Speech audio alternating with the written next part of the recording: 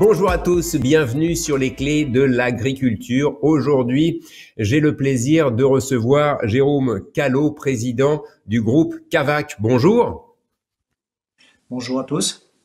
Alors, vous représentez beaucoup de monde, beaucoup de professionnels du monde de l'agriculture. Allez, on va dire à peu près 10 000 agriculteurs. Vous êtes du côté de La Roche-sur-Yon. Première question, vous êtes un petit peu l'écho de ce monde professionnel. Comment s'est vécu ce Covid, cette période de confinement pour les agriculteurs de votre région?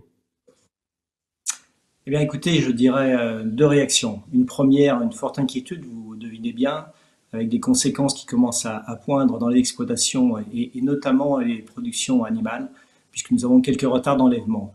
Mais une deuxième, un effet qui n'était pas estimé au départ et qui est celui d'une réassurance sur l'utilité et l'intérêt de l'agriculture française.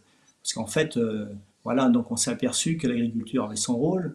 Les politiques ont d'ailleurs affirmé haut et fort de l'intérêt de l'autonomie alimentaire, donc on peut que se réjouir de ça. Alors il y a ces doubles facettes, à la fois l'inquiétude sur l'avenir et aussi cette certaine, je dirais, estimation de l'intérêt du travail qu'ils font.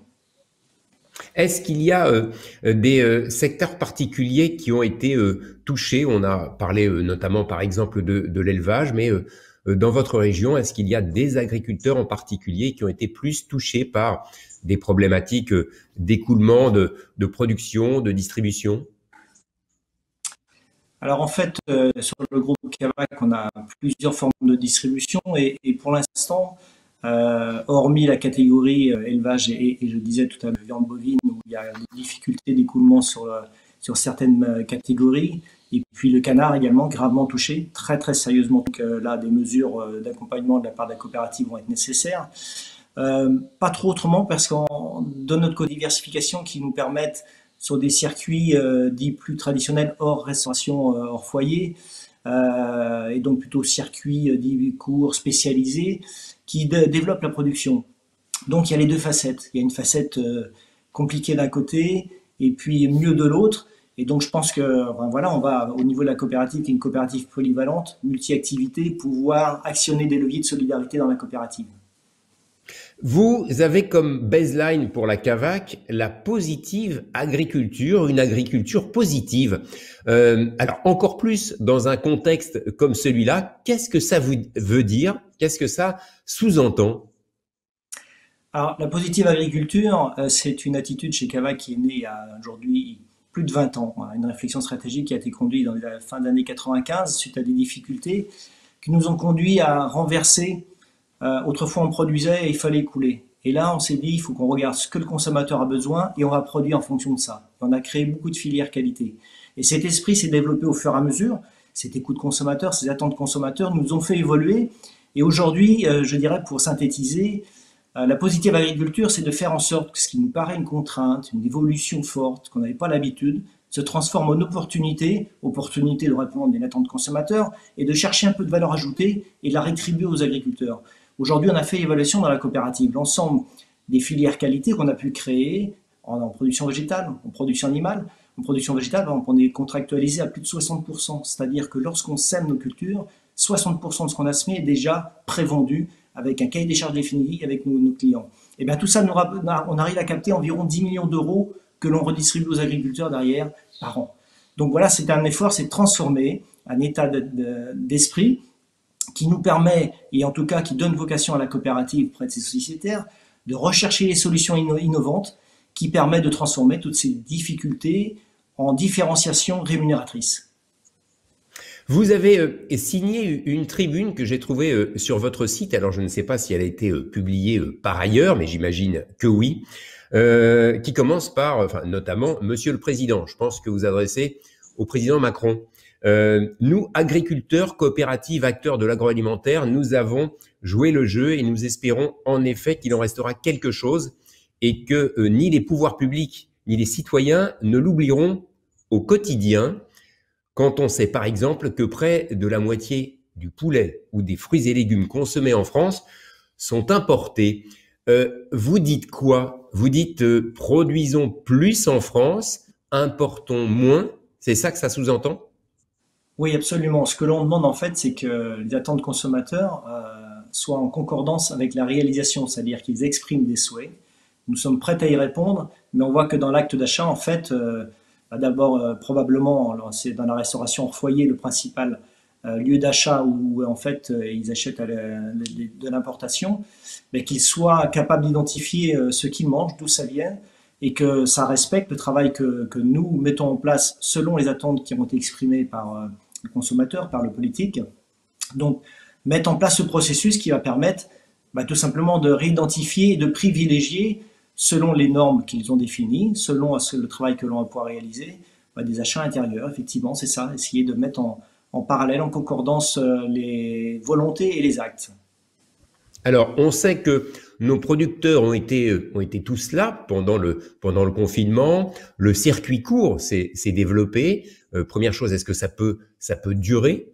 Ça, c'est une vraie question. Comme vous le dites dans votre tribune, hein, les mauvaises habitudes reviennent au galop. Vous pensez déjà, premier point, que cette consommation de proximité, ça peut continuer? Alors, au niveau où on a connu, je ne pense pas, parce que les Français ont retrouvé, je dirais, une vie très intense, très occupée, et donc on voit, quand vous avez fait une grosse journée de travail, elle est à proximité, on va à la facilité. Mais il en restera quelque chose, et je pense que c'est ça, il faut qu'on capitalise là-dessus, et c'est aussi à nous de faire des efforts, je pense, pour, via aujourd'hui le digital, enfin, une nouvelle forme est innovant, pour rendre attractive cette offre plus locale, plus courte, plus identifiable, dans lesquelles on voit bien là, les réactions, les contacts qu'on a eu avec les citoyens nous ont retrouvés, même des gens pas très loin parfois. Ils n'imaginaient pas comment on pouvait produire, qu'il y avait ces différences, que le poulet qu'ils achetaient dans la restauration en foyer ne venait pas de chez nous. Plein d'éléments comme ça qu'il faut continuer. Donc c'est un investissement de travail dans l'exploitation, mais de communication et je dirais travail qu'il faut s'engager auprès des parties prenantes autour de nous, nos clients bien sûr, mais quand je dis les clients, c'est transformateurs, mais les parties prenantes aussi sont des éléments importants sur lesquels il faut capitaliser. Est-ce que vous pensez que ça permet aussi d'améliorer l'image des agriculteurs dans la tête du public? On ne va pas parler d'agribashing, le sujet n'est pas là, mais ça a peut-être permis de remettre de la proximité, du lien, de la réalité, du concret positif entre les agriculteurs et les consommateurs. Oui, je le pense. Alors, je ne vais pas tomber dans l'euphorie, je reste réaliste. Mais pour avoir participé au salon d'agriculture, on avait un stand Cava qui mettait en avant notre site de vente en ligne Copcorico. Je me suis aperçu que, il y avait une forte demande de communication. Je vous le disais tout à l'heure, il faut qu'on prenne ce temps d'investir. Et les gens sont prêts à écouter, à faire cet effort. Donc, il faut continuer ce travail. Il va en rester quelque chose. C'est pas gagné d'avance, c'est clair, mais c'est à nous de faire l'effort également. Il ne faut pas attendre que tout vienne comme ça du ciel, que maintenant, ça y est, les choses sont faites. Mais on a recréé du lien, c'est clair, et il ne faut pas que ça retombe comme un soufflet. Le déconfinement va venir, il est venu quasiment. Continuons à nous mettre en avant, à exploiter cette nouvelle agriculture, parce qu'il faut prendre en compte ces attentes et pas dire on fait déjà tout bien, on va rester comme ça. Non, non, nous avons entendu, nous développons cette nouvelle agriculture qu'aujourd'hui on appelle la troisième voie de l'agriculture, qui est un combinatoire de plusieurs solutions, parce qu'il n'y a pas un consommateur, mais il y a des consommateurs. Et nous entendons aujourd'hui répondre à l'ensemble de ces propositions, de ces attentes. Et d'ailleurs, je pense que c'est une véritable chance pour les jeunes agriculteurs qui peuvent nous écouter. Autrefois, on avait un modèle d'agriculture, donc voilà, ils rentraient, faisaient comme papa. Demain, ils pourront faire leur projet.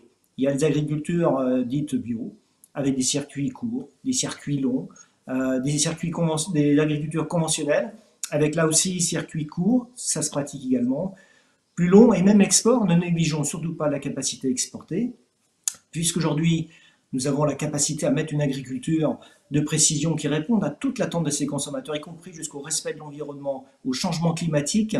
Pourquoi ne répondrions pas à une demande dans des pays qui n'ont ni la capacité en termes démographiques et en termes de capacité de production sur leur territoire à avoir cette production et laisser d'autres produits ou d'autres pays plutôt qui eux ont des méthodes de production tout à fait je dirais perfectibles pour être correct, fournir ces régions. Donc voilà, moi je pense qu'aujourd'hui Pour le jeune agriculteur qui veut s'installer, eh ben, il a une foultitude de possibilités. Il faut qu'il soit par contre bon gestionnaire, c'est clair. C'est une entreprise, elle a un marché, il y a des prix de marché, il faut qu'il calcule, qu'il mette ses prix de revient en face, qu'il calcule comment est-ce qu'il peut faire l'adéquation. Voilà, moi je pense que la coopérative est là pour accompagner dans la formation de ces projets, mais répondre à l'ensemble de l'attente de ces projets. Alors bien évidemment, comme beaucoup, j'ai envie de dire, vous parlez de souveraineté alimentaire. Alors derrière ce mot-là, on met un peu tout et n'importe quoi, hein, soyons clairs. C'est un mot rassurant peut-être d'une certaine façon. Il faut en aucun cas que ce soit quelque chose non plus d'excluant. Il faudrait pas non plus que à l'extérieur, on dise, bah voilà, finalement, les Français ne veulent plus acheter de produits qui viennent d'ailleurs, soyons honnêtes. Complètement. Moi, je ne milite absolument pas pour l'exclusif. Il ne faut pas tomber dans des dogmes, c'est complètement inutile. Je crois simplement qu'il faut que les consommateurs soient capables d'identifier, faire son choix en bon état de connaissance de tous les éléments dont il a besoin. Je crois qu'à partir de ce moment-là, il fait son choix. Aujourd'hui, on achète tous des éléments de biens consommation, soit une voiture ou ailleurs, pas spécialement français, c'est des considérants qui répondent à nos attentes. Je crois qu'à partir de ce moment-là, moi, ce que je tiens à exprimer, c'est que on vous écoute, on met un maximum d'éléments pour répondre à vos besoins, mais ceci étant, il reste une compétition, et d'ailleurs je vous parlais d'export tout à l'heure, c'est important de pouvoir y être pour pouvoir garder une certaine compétitivité sur nos territoires. Sinon, on ferait quoi? On s'endormirait sur notre territoire, on serait complètement protégé et on serait complètement déconnecté. Il est hors de question de ça. Il faut aujourd'hui, je vous disais, nous sommes dans un monde économique, nous sommes des chefs d'entreprise, on doit calculer avec tous ces éléments-là. Monsieur Callot, une question, allez, on va dire peut-être un peu cruciale quand même, le prix des produits français. Les consommateurs ont toujours fait attention, bien sûr, à leurs dépenses, vont être contraints de faire encore plus attention avec la crise économique qui évidemment arrive. Comment faire en sorte que nos productions françaises, nationales, de qualité, puissent être achetées, vendues à un prix accessible pour le consommateur finalement? N'est-ce pas le plus important aussi? Ah oui, c'est la question compliquée dans la réponse, effectivement. À la fois l'agriculteur aujourd'hui, et même s'il est bon gestionnaire, on se trouve quand même parfois aujourd'hui, on voit bien dans la capacité à réinstaller avec des coûts de production qui comprennent l'investissement, l'achat des parts quand c'est une reprise, qui fixe des coûts de production quand même en étant très bon gestionnaire, à un certain niveau. C'est clair qu'aujourd'hui, c'est plus, je dirais, une capacité à collaborer dans la chaîne, dans la filière, à une bonne répartition de ces valeurs, que l'on doit pouvoir trouver la juste rémunération de tous les maillons de la chaîne. Aujourd'hui, on est plutôt dans le système français sur un rapport de force entre tous les maillons de la chaîne. Et celui qui a aujourd'hui le plus grand rapport de force, on le connaît, il l'exploite à fond, à nos dépenses, c'est clair. Le Donc j'espère distributeur? que voilà, c'est le distributeur, exactement.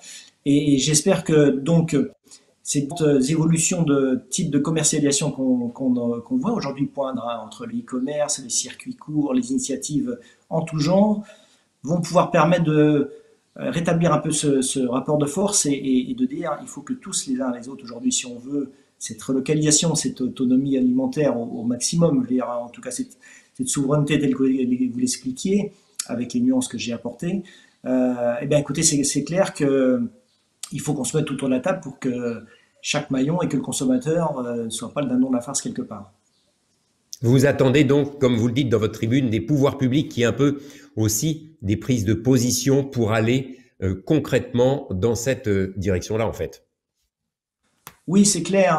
Il y a aujourd'hui je dirais, dans certains domaines, j'en prends un par exemple, deux poids, deux mesures. Celui de la concentration, par exemple. Voilà, on nous dit organisez-vous, soyez plus productifs et tout. Ben, je vois aujourd'hui quand deux coopératives décident sur un territoire l'un côté de l'autre de créer des synergies pour être plus efficaces par rapport aux producteurs dans ses coûts de production et y compris dans la transformation distribution vers la production, il y a un parcours du combattant qui est innommable, franchement innommable. C'est même d'une grande débilité, excuse-moi du terme, mais moi j'ai récemment témoin encore d'une analyse de concurrence de marché sur des trucs, c'est faire fi des lois de la coopération, enfin en tout cas le statut de la coopération, c'est complètement... Et d'un autre côté, on a vu des concentrations dans des entreprises, notamment les grandes surfaces à l'époque, quand ils ont constitué leur centrale d'achat, rien ne se passe. Donc là, le rapport de force, il est voilà, il s'est complètement écarté à leur profit. Et ça, il faut que ça change. Ah, je pense qu'il y a besoin de. Il ne faut pas tout réglementer, hein, le commerce reste le commerce. Mais il y a quand même un minimum de poids de mesure qu'il faut rétablir. Et on attend dans ce sens-là une certaine compréhension, une écoute de nos organisations aujourd'hui. Monsieur Callot, merci beaucoup. Et puis, bon courage à vous tous. Et puis, j'ai envie de dire, bah, transmettez nos amitiés, nos salutations à l'ensemble des agriculteurs de votre région. À bientôt. Eh ben, écoutez, j'y manquerai pas. Merci. Au revoir.